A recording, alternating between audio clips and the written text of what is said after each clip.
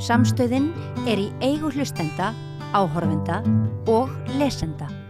Já, við ætlum að ræða Frakkland og ekki ástæðulausu. Þar eru kosningar, byrja í lok þessa mánaðar. Var boðað til þeirra óvænt af Emmanuel Macron eftir vonda útkomu hans fólks og góða útkomu flokks Le Pen í kosningunni til Evrópuþingsins. Hingað kominn Torfi H. Tulinius, prófessor. Þú ert ekki prófessor í miðaldafræðum? Jú, ég prófessor í miðaldafræðum. Þú fylgist vel með frönsku stjórnmálum? Já, ég var prófessor í frönsku. Einu sinni, svo var ég prófessor í frönsku og miðaldafræðum og nú ég prófessor í íslensku miðaldafræðum. Já, en þú fylgist með í Frakklandi? Já. Hvað í veröldin að gerast í Frakklandi? Sko,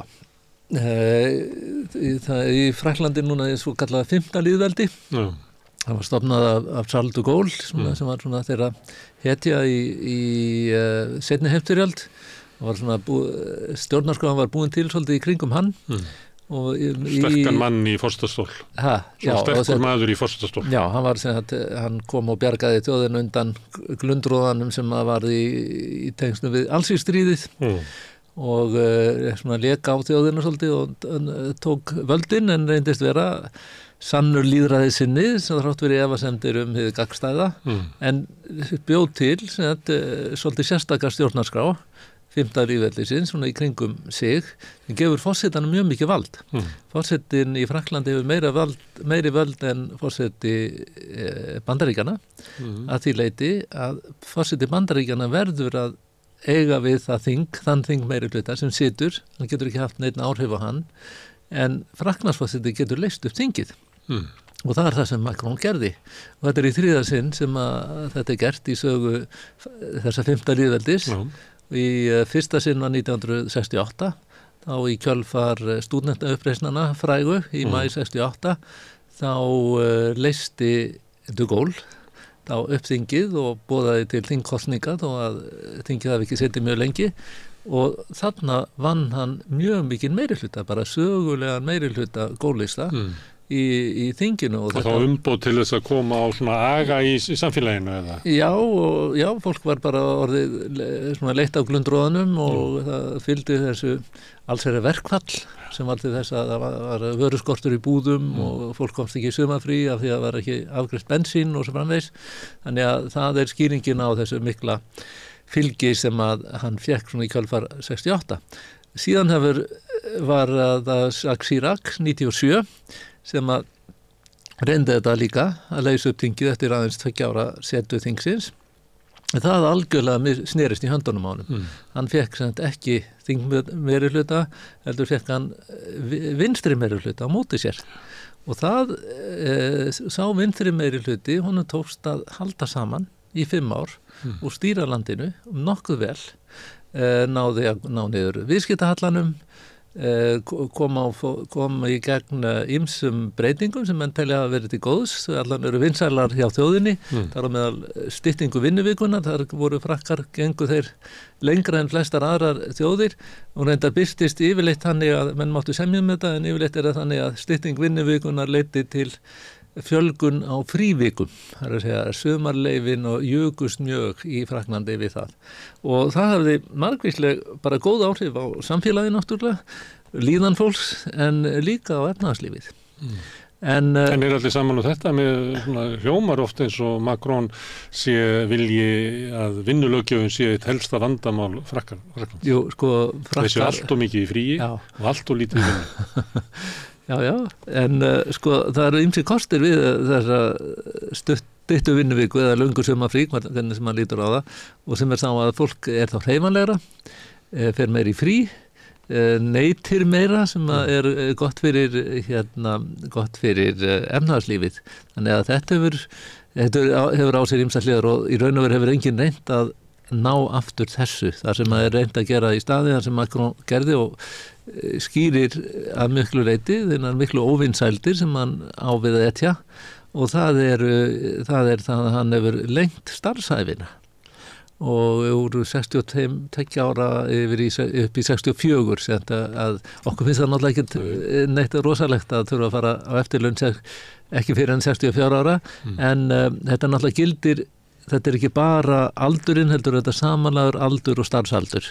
Þannig að fólk sem að langskóla gengi fólk ekki að fara eftir laun 62 eða 64 ára, frekar 66-7 ára, svona eins og hjá okkur. En hann náði þessi gegn og gegn svona sameinuðri andstöðu, stjórnarandstöðuna náttúrulega, verkalýðshreyfingarinnar og bara almennings. Og hann gerði þetta og notaði annað ákvæði í þessari blessuðu stjórnarskrá 5. lýðveldisins sem að gera honum kleift að knýja fram, eða sett forsætisráðherranum sem hann tilnefnir, eða sem hann meira tilnefnir, hann ræður hver forsætisráðherra.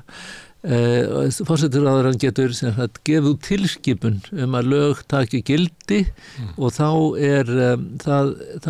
getur þingið borið fram vantrauststillögu á forsætisráðherrann og ef hún felld þá taka lögin gildi. Og þetta hefur Macron notað mjög mikið núna eftir að hann var endurkjörinn 2002 af því að í kjölfar endurkjörsans 2002 þá voru þingkostningar og hann misti meiri hlutan á þingi og það kannski skýringin á því akkur hann fer út í þetta núna að leysa upp þingið af því hann hefur ekki meiri hlut á þinginu og veit að í haust þegar það kemur að afgreiðslu fjárlaga þá mun hann mæta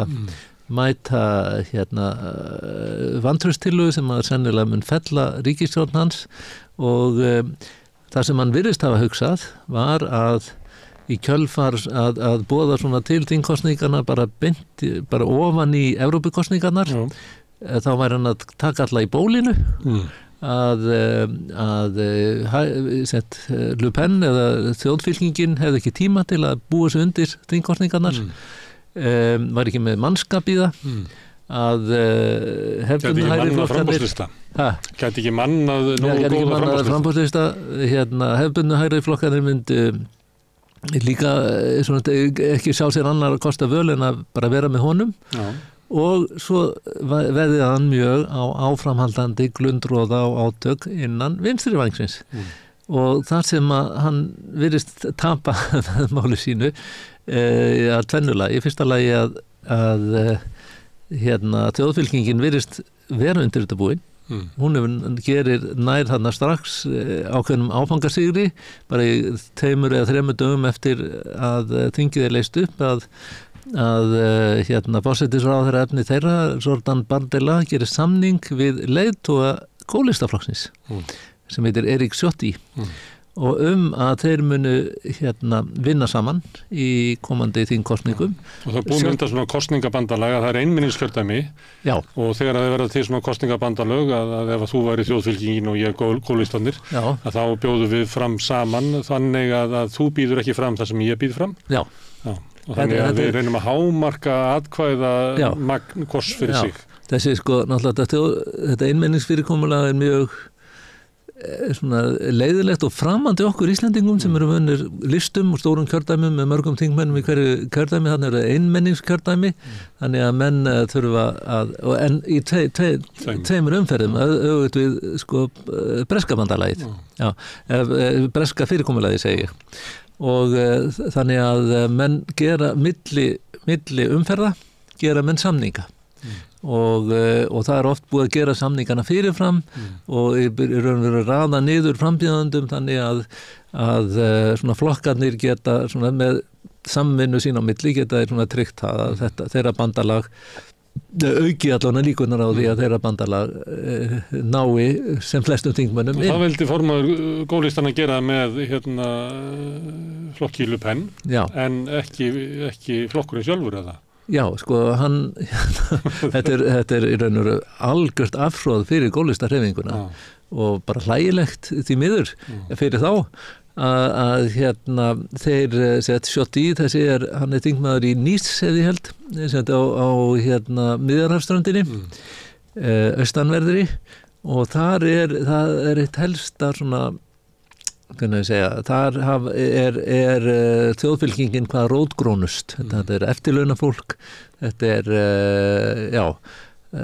kann nú ekki alveg félagsfræðina á þessu en þarna hefur þjóðfylkingin alltaf átt mjög marga fylgjendur mun fleiri en víðast hvar annars staðar framan af og þar af leiðandi fyrir gólista þar sem eru að vera að missa sitt fylgi yfir til þjóðfylkingarinnar af því að svona áherslurnar hjá fólki sem kýs og hægri vagnum hafa verið að færast nær málflutningi þjóðfylkingarinnar. Þannig fyrir gólista þar sem eru eiga við það þeir eru einminniskjördæmi þá bara vita að þeir tapa fyrir þjóðfylkingunni nema þessi gerð bandalög og þá bara ákveðið að þjóðfylkingamæðurinn víkur fyrir gólistanum í einu kjördæmi og ekki hinnu. En sjálft í þessi, hann fekk í raun og veru alla svona elítuna úr sínum flokki upp á móti sér og þeir reyndu að segja honum upp og þeir reyndu að víkja honum úr sínu formannsæti og það verið verið réttarhöld þetta og hann situr en hefur svona hlotið tvöfalda fordæmingu sinna manna þannig að það er mjög erfitt að sjá hvað mun gerast í mjög líklega. En samkomulagið heldur ekki það? Nei, jú, samkomulagið heldur. Já. Þó að flokkurinn viljið ekki? Af því að formaðurinn gerði já, sko, þetta er svona, ég held að það sé ekki búið að útkljá lagadeiluna, hver hefur völdin þannig að það er allavega eins og þetta lítur út í dag þá mun jafnvel vera 2 gólistar í frambúði í einhverjum kjördæmum sem að náttúrulega dregur mjög úr líkum fyrir því að þeir ná í kjöri. Þannig að sko, strategía Macron var að ná gólistunum inn í bandalag með sér. Ná gólistunum og hluta vinstra fólkinu. Sem að vildi ekki vera kannski svona hófstiltara vinstra fólk, svona sósíaldemokrata sem að fannst Mélenchon og félagar vera of róttakir. Nákvæmlega. Hvoru triksið er að ganga upp? Nei, þetta bara hefur algjörlega snerist í höndunum á honum. Svo er hann að fá sína menn á móti sér líka. Hvaða möguleika hefur hann þarna í svona næstu því í miðjunni eða eitthvað staðar? Hvað er þetta skilgreina þennan flokkans? Hvaða möguleika hefur hann að ná góðri útkomu í kosningunum ef að fyrst hann nær ekki að taka sneið frá vinstri nýja frá hægri? Sko, þetta lendi því að í annari umferð að þá sé bara einfallega ekki hans maður í boði. Þá sé við kosið á milli vinstri og hægri. Sko, það er allt, þetta virðist eins og ég segi vera snúist í höndunum ánum, það er ómögulegt að vita hvað gerist núna á þessari viku, eða hvað er núna 18. Það eru 12 dagar fyrir umferðina. Það er mjög erfitt að spá fyrir það, en eins og þá er glundroðin sem hann var búin að reikna með sérstaklega á vinstri vagnum, í hans eigin röðum. Hann hefur verið að ganga fram hjá, hann gerði bandalag til dæmis við eina sem er núna menningarmálaráðherra, hún var dómsmálaráðherra undir Sarkozy sem að tapaði kosningunum 2012, var forseti frá 2007 til 2012. Hún var dómsmálaráðherra hans, heitir Rashida Dati. Hún er að stilla sér upp sem frambjóðandi í næstu borgarstjórnarkosningum í París, þannig að það var mikilvægt að fyrir Macron að fá hana borð og hún er menningarmálaráðherra hans í núverandi stjórn og hann lætur einn af sínum helstu þingmönnum, sá sem hefur stutt hann frá upphafi, víkja sæti fyrir aðstoðamanni hennar og hann, þar í blöðunum í dag eru viðtöl við hann og hann er náttúrulega sér rautt þannig lagað út af því og þarna er Macron að gera sko hverja mistök á fætur annari og ýmsir reyndir stjórnmálamenn bara tala það, þessi ungi maður, hann er ekki orðið 45 ára, hann var ekki fertugur þegar hann var kjörinn forseti, að þessi ungi maður er að gera hverja mistök og fætur annari, sko, hann virðist ekki, hann hefur megnustu fyrirlitningu á flokkakerfinu, hann kemur inn í stjórnmál án þess að hafa nokt í að starfað innan flokks, hann kemur inn sem ráðgjafi Hollande forseta og sem gerir hann einhvern veginn lætur setja af einhverjum pólitískum ástæðum en líka vegna þess að Macron er mjög sannfærandi maður, hefur að marga persónutöfra og mikla greind og ákaflega mælskur gerir hann að fjármálaráðherra en svo stingur Macron Hollande í bakið og fer fram með sin eigin flokk þar sem hann segist alltaf sameina þjóðina og vera pólitík sem væri bæði til vinstri og til hægri og náði hann að kjöri 2017 og notfæri sér það líka að margir sem ekki voru endilega sannfærðir af málflutningi hans þegar hann, af því að það er að tökja umferðarkerfi líka við líði í forsetakosningunum og þá er hann munnaði ekki miklu en þá var hann, þau voru þarna 4 frambjóðendur sem voru með í kringum 20%, en þau 2 efstu voru hann og Le Pen, og þannig að hann gat stilt sér upp sem svona helstu vörn þjóðarinnar gegn öfgahægrinu, og þetta gerði hann aftur 2022 og aftur var hann á móti Le Pen og aftur vann hann, en með minni mun en 2017, og þetta ætlar hann að gera aftur núna í þessum þingkosningum. Og verður þurra að mistakast að hann verði valkosturinn á móti. Það getur verið hann í mörgum kjördæmum að þá sé valkosturinn á milli vinstrimanna og hægri vistahægrið. En svo bara vandinn, tekst vinstrabandalaginu að sannfæra þjóðinu að þeim sé alvara, að þeir mun þau halda saman. Hvernig hefur þeim gengið, nú var til dæmis breytt bandalag í síðustu þingkosningum, hvernig hefur þeim gengið að svona tala einum rómi eða vera samstilt sveit? Þeir gerðu eiginlega bandalag eftir kosningarnar ef ég manni rétt, og það verið svona í Evrópukosning í kosningabaráttunni fyrir Evrópukosningarnar, það var svona hver höndin upp á móti annari í milli þessara flokka, og það ýmislegt sem að svona ágreiningsefnin eru kannski ekki endilega hvernig menn vilja halda á svona félagslegu þáttum, það allir sammála að hverfa frá þessari breytingu og eftirlaunaaldrinum til dæmis sem að Macron knúði í gegn, menn þeir eru svona vilja verja þetta virkilega fína velferðarkerfi sem frakkar búa við og allt það. Ágreiningsefnin virðast helst vera útlendingamál, en þó sérstaklega alþjóðamál. Og þeir sem eru teljast vera lengst í vinstri, LFI, La France Insoumise, hið óbeygða Frakkland, eins og sem beygir sig ekki undir valdið, og leiðtogi þess flokks Mélenchon, Jean-Luc Mélenchon, sem að náði 22% í fyrirumferð forsetakosningana, sem gefur honum ákveði svona lögmæti. Sá flokkur þykir hafa stundum verið svona bentur í sínum málflutningi til dæmis gagnvart terrorista árás, hryðjuverka árás Hamas 7. október í fyrra. Þeirra stuðningur við frelsisbaráttu Palestínumanna túlkaður sem gyðingaandúð. Já, og sumir hafa farið óvarlega í sínum málflutningi, þannig að það hefur verið hægt að...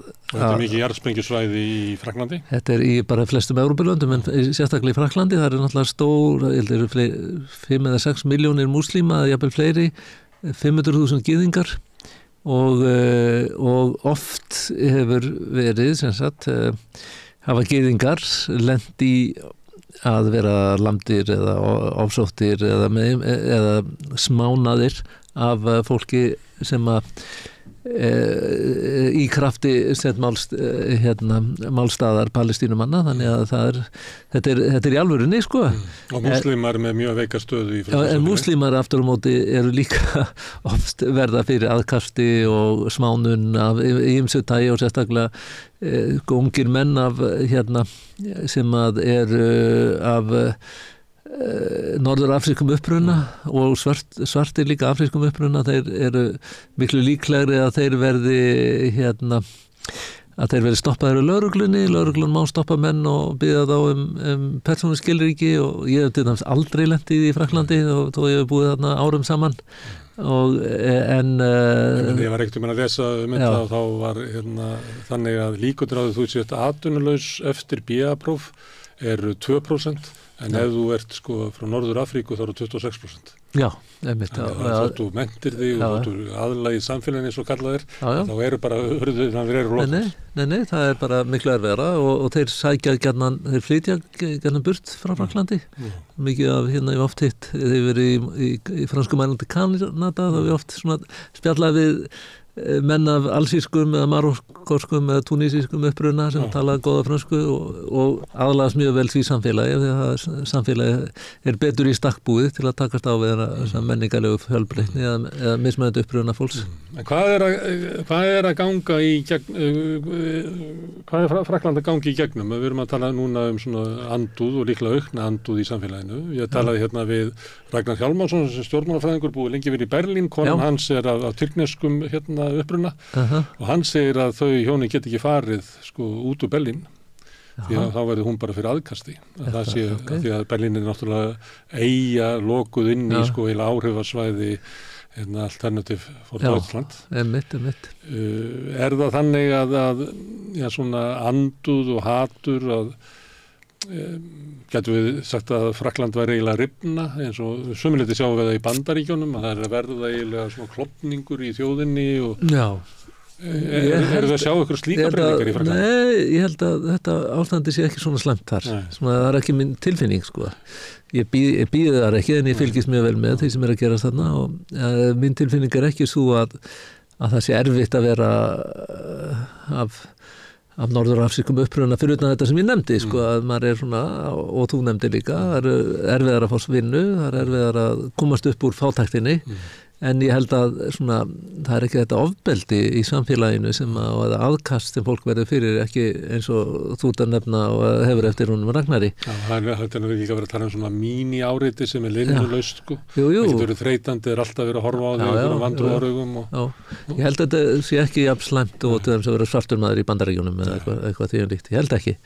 En ég held að sko Frakkland er ekki á barmi borgarastyrjaldar en er á barmi þess að það getur tvennt gerst. Annars vegar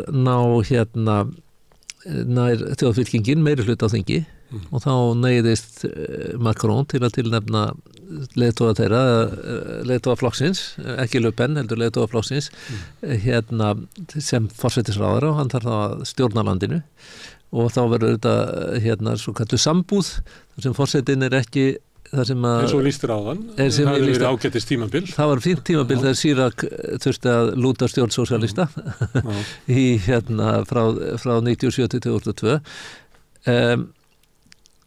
Menn telja að þjóðfylkingin sé bara ráð ekki yfir þeim mannafla sem þarf til að stýra landinu. Það bara vantar bara þekkingu, færni, hæfni til að gera það og þetta sé svona að það muni koma mjög fljótlega í ljós að þeir ráð ekki við verkefnið ef að þeir eru í meirihluta og stýra landinu og líka að þeir verða ófærir að efna svona frekar glæfraleg kosningalofvörð sem þeir að vera að gefa.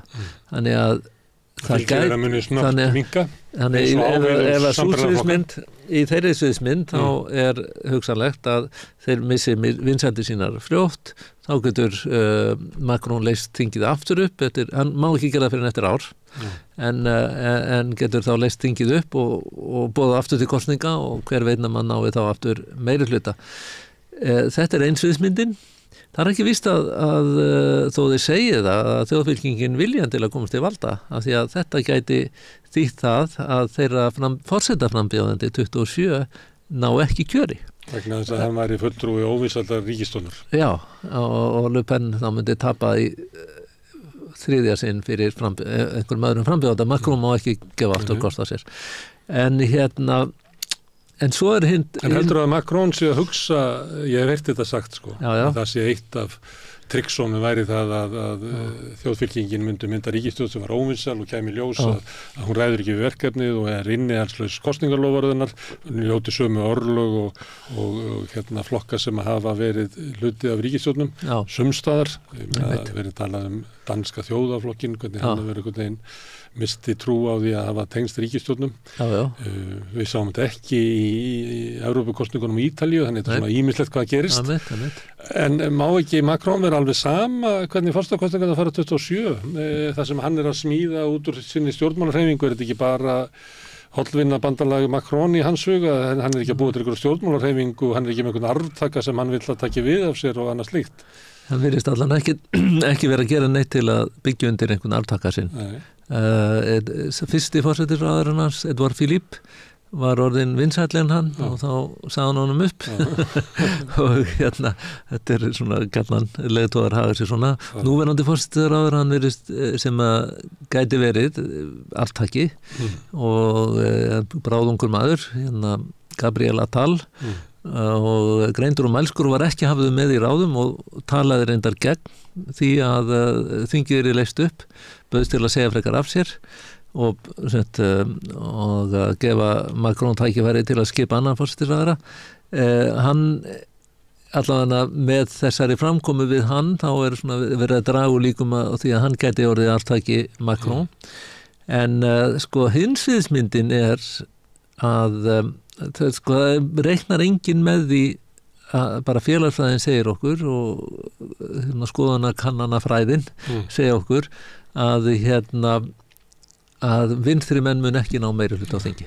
Það verður ekki, sko. Það var alltaf að sjá, það eru kannski rétt að auka aðeins við fylgið sitt, alltaf meira. Já, en þeir geta svona haft nokkuð sterkar stöðu og þá spurningin, ef að það er miðja og vinstri sem að getur mynda meiri hluta saman, hvað gerir Macron þá?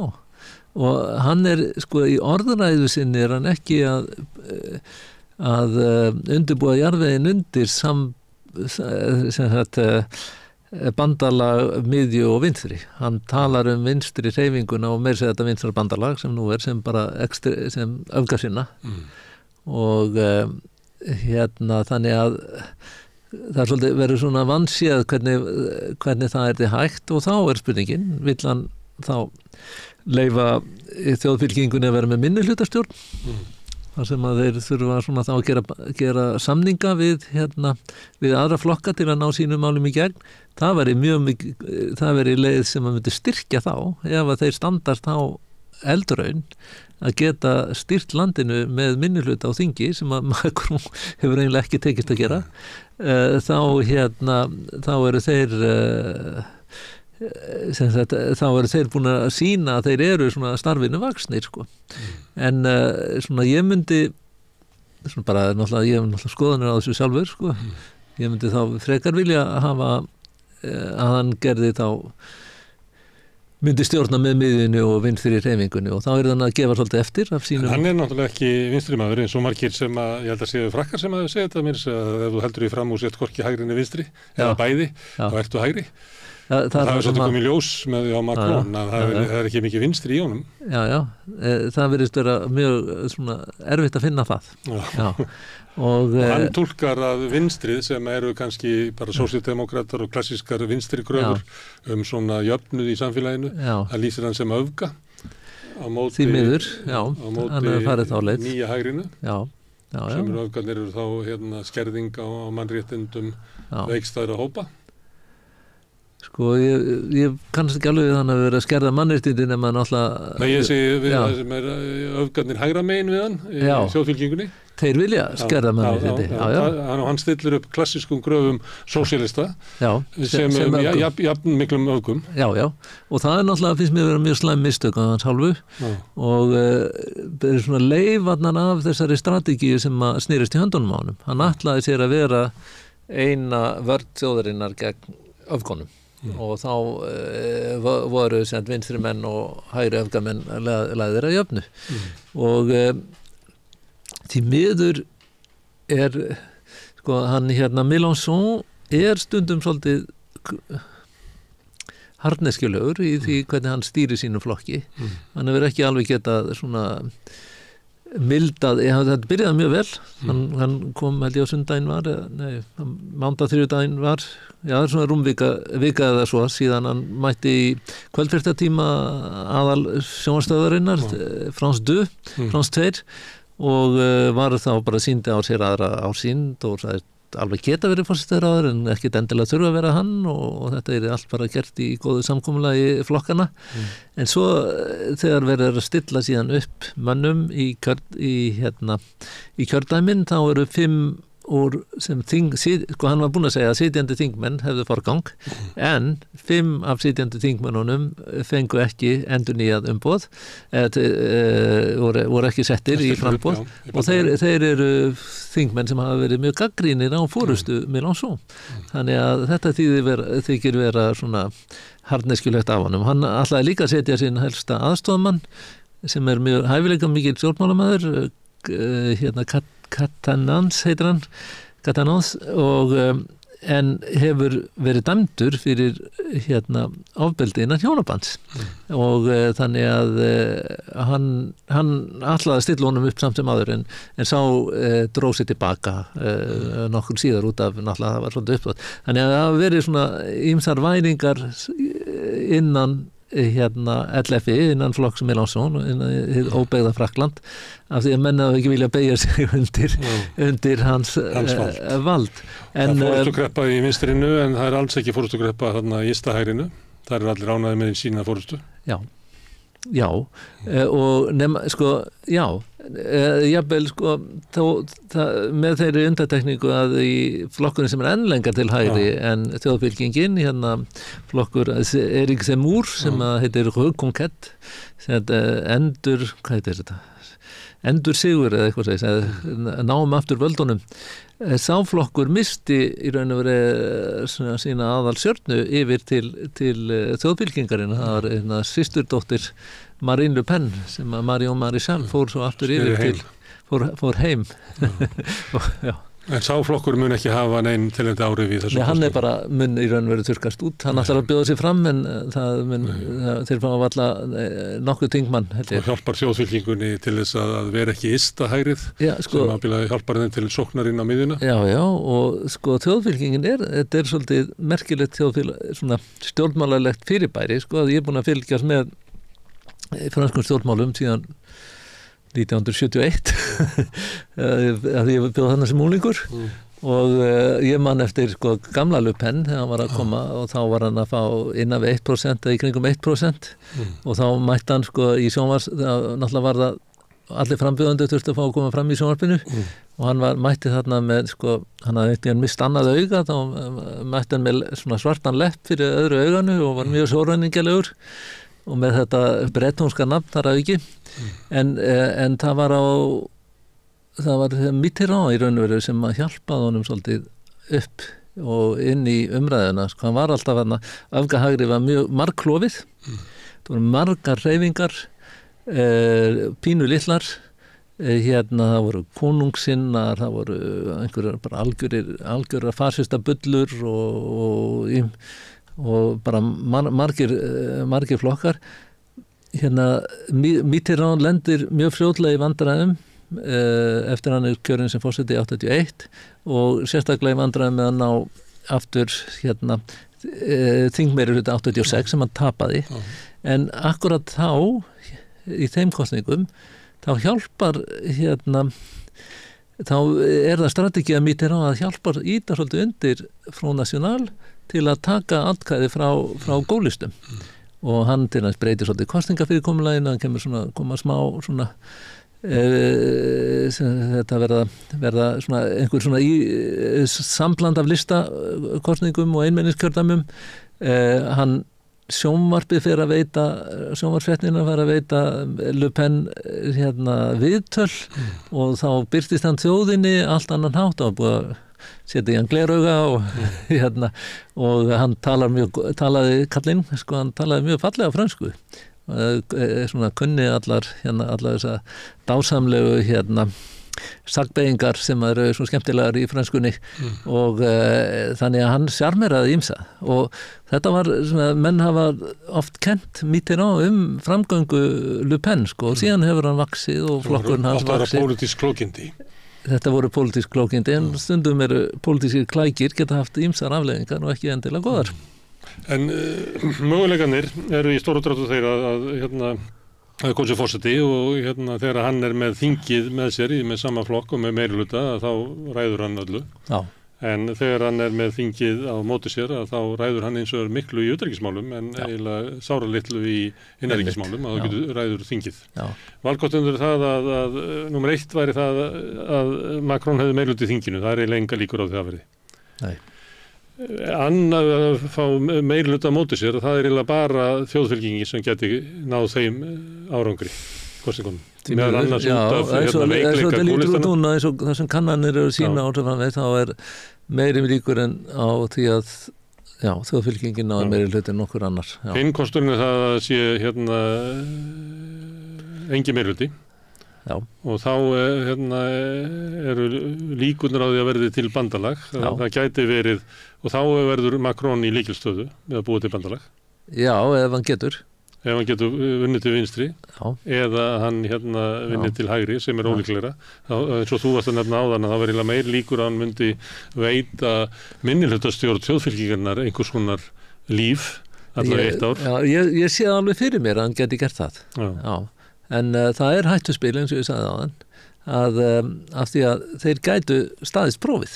Og þá er ekki bara orðnir þessi sókn í að miðjunni þá er hún að raungerast að því leiti að þeir eru þá að sýna að þeir geti stjórna landinu, þeir eru treystandi fyrir því og það er mjög alvarlegt og það er náttúrulega Meloni hefur hún er svona hefur komið mjög óvart.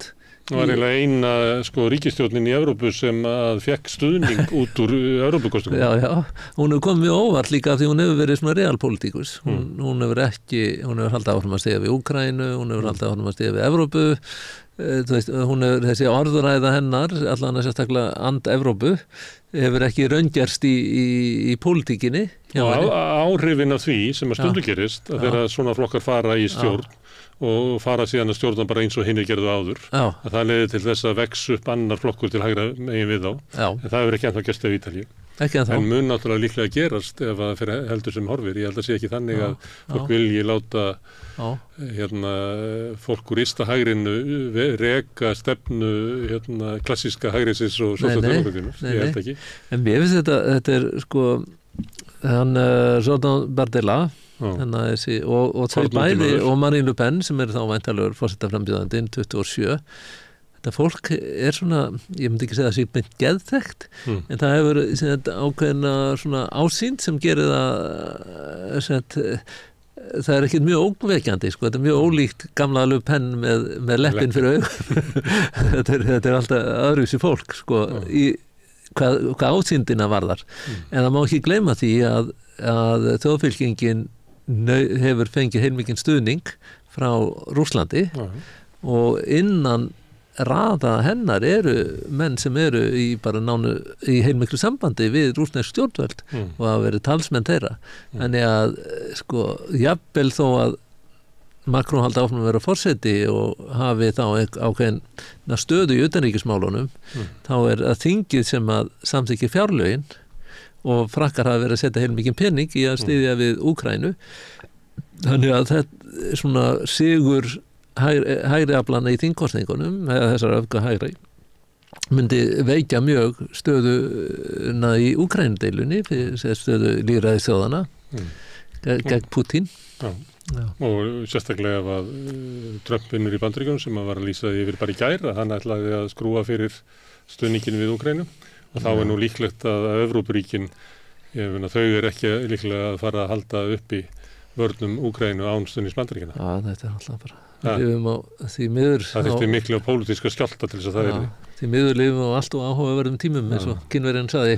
Og eitt í varðandi þetta, því að þú nefna þetta með Rússland, að það eru eiginlega flokkarnir sem eru skildastir Putin, sem eru að sigra Vestur-Evrópu. Það er Meloni í Ítalíu, það er Le Pen í Frakklandi. Það er svo Nigel Farage að sækja sér veðrið Farage er að sækja sér veðrið í Farage sem ég sá eina könnun daginn þar sem hann er með meira fylgi en íhaldsflokkurinn í prósentum. Hver hefði geta sagt hver hefði trúað því að það hefur sagt fyrir 3 eða 4 eða 10 árum. Nei, þetta er mjög þetta er svolítið skelfilegt og það var ég var að hlusta á einn franskan félagsstjórnmálafræðing sem hefur verið að reyna átta sig á því hvað skýrir þetta fylgi þjóðfylkingarinnar í Franklandi og þetta er tvennt sem er gjarnan mótsagnakent en hann segir að þetta sé oft lykilinn að stjórnmála þegar að einhverjum stjórnmálaflokkar ná einhverjum óvæntum sigri ná til sín fylgi. Það er annars vegar megn óánægja í Frakklandi með kjör, með verðbólgu, með minnkandi þjónustu við fólkið. Við líka óánægja með hvað stjórnmálin eru óreiðukennd en sérstaklega óánægja með að fólki finnst að það sé frekar að staða þessi sé frekar að versna, fara hægt versnandi og sjá ekki að það muni batna í framtíðinni og efra áhyggjur af börnum sínum, þannig að það er svartsýni í raun og veru. Svo á móti er einhver þrá eftir einu óþekkta og það er einhver ævintýraþrá. þjóðfylkingin hefur aldrei stjórnað.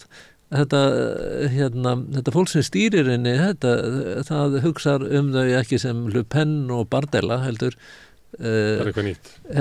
Marine og Jordan, og það hefur þjóðfylkingin hefur víst haldið út í mjög góðri svona samfélagsmiðla baráttu og þannig að fólk þannig að það kemur saman í raun og svona ólíklegur kokteil, óbúrlega ónægja en svo einhver ævintýraþrá eftir einhver nýju og þetta fólk sem hefur þessa svona ásýnd sem er ekki ógnvekjandi þá holdgervingur þess þannig að og þetta fólki sem óánægt í samfélaginu sér einhverja von í þessu fólki sem að stjórnmálinn hefur brugðist þessu fólki elitan hefur brugðist þessu fólki samfélagi ekki þróast eins og við þráðum og það verðist fyrir að þróast eitthvað fyrir aðra og það náttúrulega gríðarlegur ójöfnuður í allri þróun alla Evrópu, hvernig borgirna þróast ólíkt við dreifðari byggðum og smærri borgum og þannig eru gríðarlega tokkstreitur þarna og líka á milli þjóðfélagshópa og kynslóða og guð maður vita hvað ekki en hins vegar má ekki glemma því að Frakkland velferðarsamfélag og það þetta mjög gott heilbrigðiskerfi tölvöld betra en hjá okkur miklu betra, ég hef reynt það þú hefur reynt það þeir eru með mjög skólakerfi frábært að mörgu leyti en það eru svona ákveðin svona eitthvað stigveldi í samfélaginu sem fólk upplifir og ég sá eina félagsfræðikönnun sem var gerð á kjósendum þjóðfylkingarinnar og það oft fólk sem hefur orðið halloka í skólakerfinu. Skólakerfið frekar grimmt í Frakklandi, það svona elítu skólakerfi og þetta fólk hefur farið halloka fyrir því mjög oft og upplifir og þar að leiðandi trúir ekki elítunni.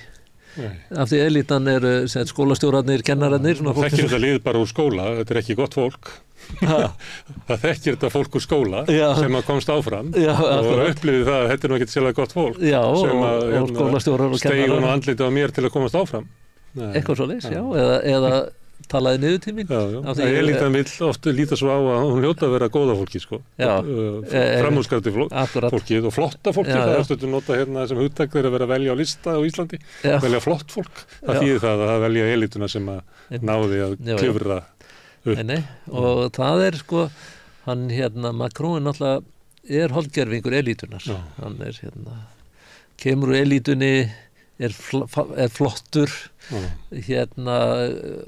vann í banka vantar ekki hann helviti skrendina örugglega ekki lesmyndur Nei, og svo á hann eins og til að segja setningar sem afhjúpa svolítið fyrirlitningu hans gagnvart þeim sem hafa farið halloka fyrir þessu grimma samfélagi og ekki endur bara fólk upplifir hann sem hrókafullan sem hann örugglega örugglega hann það voru vinir mínir æsku vinir mínir frá Frakklandi voru núna í vor og ég var að spyrja því hvað þetta meðan Macron, hvað hann svona óvinsæll og þess að hann bara lítur niður á okkur og þetta ekkert fólk sem hefur farið halloka í lífinu alls ekki, þetta eru svona millistjætt þetta eru sjúkraþjálfarar og fólk sem vinnur svona tölvuforritarar og eitthvað, þetta eru fólk sem hefur alveg ágætt og er komið á eftirlaun alltaf þó að þetta séu jafnaldrar mínir þá er búin að vera eftirlaunum þó nokkur ár og hafa það fínt en þau upplifa þessa fyrirlitningu af hálfu Macron og hvað þá fólk sem er lægra sett í eða býr ekki við jafn góð kjör og þau Það er ekki holdt fyrir samfélag þegar það gerist að þeir sem stjórna landinu að almenningur upplifi það að þeir séu að slíta sig frá. Við erum með örlítil dæmi þetta á Íslandi og maður sér það hvað þetta fer í taugunar á íslensku þjóðinni. Nei, og svo þversögnin við Le Pen fjölskyldunni að þau búa í Höll en það er allir búin að gleyma því svolítið eins og Trump að fólk upplifir hann sem einn af okkur þó hann náttúrulega sé bara ríkisbubba sonur og hefur aldrei þekkt annað en lífi ríkisbubbans og lyft upp af auði föðusins. Herðu Torri, takk fyrir að koma hingað og tala Frakkland. Gaman að reyna að skilja það fyrirbrigði. Akkurat og bara takk fyrir að fá mig og ég er alveg til að koma aftur. Endilega þegar að vera draga nær kosningunum að þá mun aldeilis fara að hitna í kolónum. Heldur betur. Herðu, gerðu þig. Takk fyrir. En ég fæ að sitja hérna áfram að reyna að skilja samfélagi sem við lifum í. Næsti kafli eftir augnablik. Erfiðleikar heimila verkafólks hafa hríðversnað frá árinu 2021. 6 af hverjum 10 félögum í Eflingu eiga nú erfitt meðan á endum saman. Hvernig getum við réttlætt það? Efling stéttarfélag, barátta fyrir betra lífi.